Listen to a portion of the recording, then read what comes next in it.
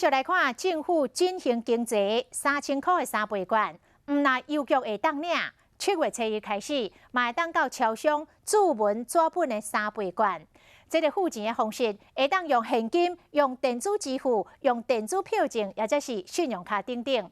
爱先交1000块来注文，免手续费。3倍券即将上路，民众从7月1号开始就可以来到超商进行预购。除了7月15开始延到邮局柜台买纸本的3倍券，全台湾几万间便利商店的门市嘛会使买到，方便民众先注文再去领，付1000块会使摕3000块。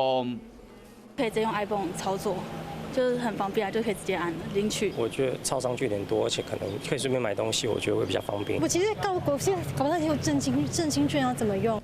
3000块振兴的3倍券的面额包括4张500个，甲5张200个，就会使用现金付款以外，佮开放电子支付，像悠游卡、一卡通等等的电子票证甲信用卡，这个方式拢会使买。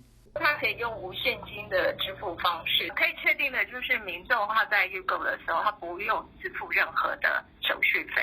目前每一间银行甲电子支付的业者已经提出3倍券加码回赔优惠，就看超商变成3倍券的销售通路了后，敢会有更较好康的代志，吸引民众上门消费。